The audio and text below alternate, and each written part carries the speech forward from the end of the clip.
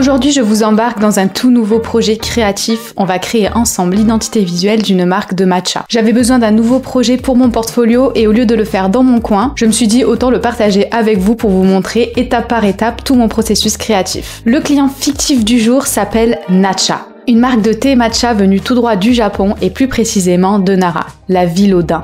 Leur mission, faire découvrir un matcha authentique et raffiné aux amateurs français. Mais le vrai défi, c'est celui de créer une identité qui respecte la tradition japonaise, tout en parlant à une clientèle française moderne qui consomme du matcha pour le plaisir ou pour le style. Bref, un projet entre héritage et tendance, entre tradition et originalité.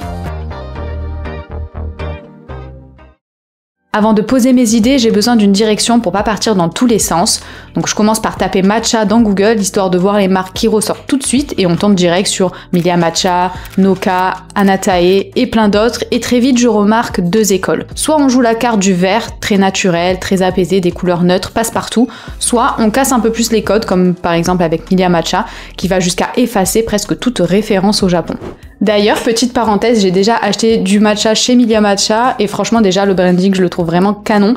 Et au niveau du goût, même si moi je l'aime un petit peu plus fort, si vous commencez que vous avez jamais testé le matcha, je vous conseille de commencer par celui-là, il est assez doux. Bref.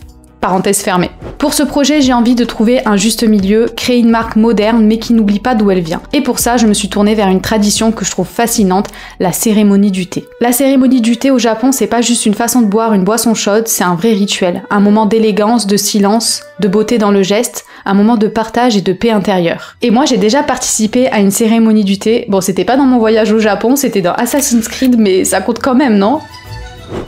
Du coup, je me suis dit pourquoi pas créer une petite mascotte, quelque chose d'inspiré des geishas ou même des masques traditionnels japonais, un personnage qui incarne cette finesse et cette culture. Pour la palette, je veux du vert, forcément, mais pas n'importe lequel, un vert vibrant, presque électrique. Parce que je sais pas si tu le sais, mais un matcha très vert, c'est synonyme de qualité. Et autour de ça, des couleurs florales, fruitées, pour rappeler les arômes et créer un univers qui respire la fraîcheur. Côté typographie, je pars sur du sérif, quelque chose d'élégant, raffiné, qui évoque la tradition, mais j'ai aussi envie d'apporter un peu de rondeur et de souplesse parce qu'on parle quand même d'une boisson, d'un produit vivant, organique.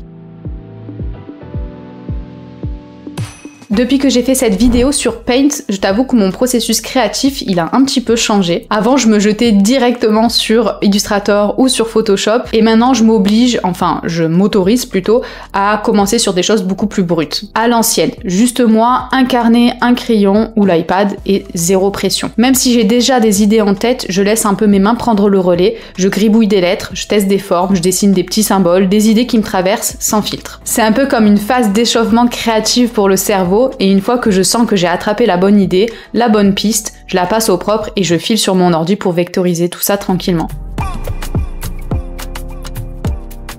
J'ai testé plusieurs pistes pour le logo typographique, mais celle qui est née dans mon carnet me parle beaucoup, alors je l'ai affinée en partant d'une vraie police que je suis venue modifier à ma sauce. J'ai retravaillé les empattements pour leur donner un petit côté plus moderne, et surtout, j'ai voulu que le A soit plus unique. J'ai ajouté une courbe presque liquide pour rappeler le matcha en tant que boisson, un truc fluide, organique, vivant. Et puis je suis venue couper le haut du T et du H aussi pour que tout soit bien aligné, plus propre visuellement. Sous le logo, je vais simplement venir ajouter le nom de l'arôme ou du grade, cérémonie, fraise, vanille, un petit mot en typo fine épuré pour bien différencier les variantes. Mais alors là, moment révélation, en manipulant la lettre A que je venais de créer pour faire un monogramme ou faire un logo symbole, je me suis dit attends, on dirait une tête là, non? Je l'ai retourné, dupliqué, j'ai commencé à jouer avec et là je me suis dit ok c'est bon, c'est pas juste une lettre, c'est carrément le début de ma geisha. Donc j'ai exploré plein de pistes, franchement j'ai même un peu vrillé un moment, j'ai testé une version masque avec un motif japonais à l'intérieur, une coiffe avec des baguettes dans les cheveux, des joues, enfin les yeux, la bouche, etc. Il y a même une version où elle tire la langue, c'est un peu abstrait mais franchement j'aime bien l'idée. Et puis je me suis dit avec cette version là, et si on la voyait de dos agenouillée un peu en train de servir le thé pendant cette fameuse cérémonie, et à ce moment là le motif du masque, ça serait plus un masque mais ça serait le motif qu'il y a sur son kimono. Mais bon, c'est un peu trop farfelu, même pour moi qui ai la vision, je trouve que ça va un peu loin.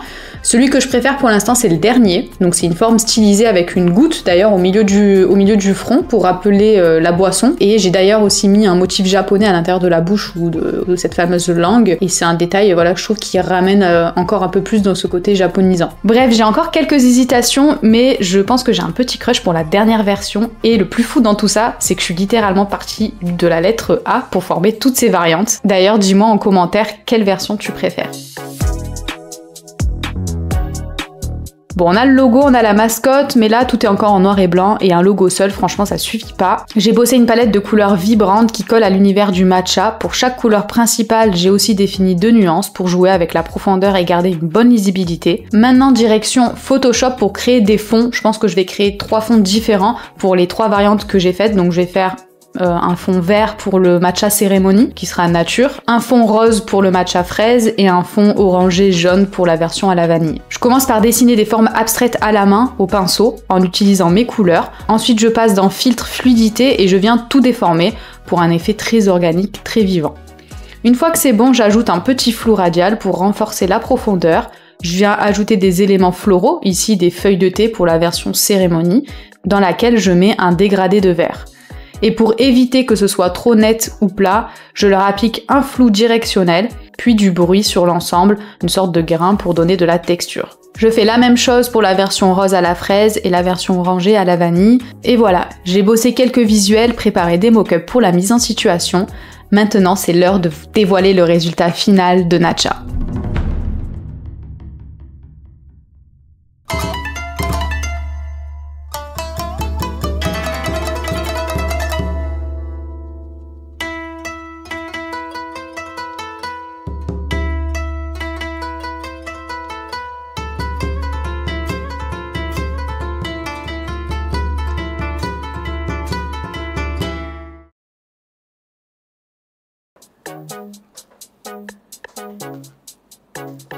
Et voilà, c'est la fin de l'aventure Natcha. J'espère que le résultat te plaît autant que j'ai aimé le partager avec toi. N'hésite pas à me dire en commentaire ce que tu en as pensé, j'adore lire vos retours comme d'hab. Franchement, ça faisait un moment que j'avais pas créé comme ça une identité visuelle complète sur un projet fictif.